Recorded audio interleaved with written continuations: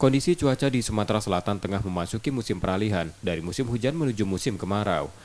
Selama masa tersebut terjadi perubahan cuaca yang drastis, ditandai panas terik siang hari, lalu terjadi hujan deras dengan intensitas tinggi di sore dan malam hari. Meski cuaca ekstrim, curah hujan bulanan masih dalam intensitas normal berkisar antara 200 hingga 300 mm. Curah hujan akan semakin berkurang seiring masuknya musim kemarau yang diperkirakan dimulai pada pertengahan Mei dan awal Juni 2022. Selama masa peralihan, masyarakat diminta mewaspadai suhu udara yang tinggi, angin kencang, dan hujan lebat. Musim peralihan memang kondisinya cuaca memang dirasakan agak panas.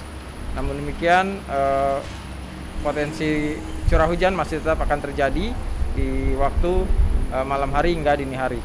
Demikian. Volumenya berapa, Pak? Ya, untuk curah hujan sendiri diperkirakan intensitas curah hujan yang terjadi biasanya yang kami catat untuk bulanan, curah hujan bulanan itu di Kota Palembang untuk bulan April diperkirakan itu nilainya berkisar 200 sampai dengan 300 mm. Sementara itu mendekati musim kemarau, titik panas akibat kebakaran lahan belum terlihat. Kondisi ini dipicu curah hujan yang masih cukup, namun tetap perlu diwaspadai kemunculan titik panas menjelang musim kemarau. Rizky Nurmizan, Kompas TV, Palembang, Sumatera Selatan.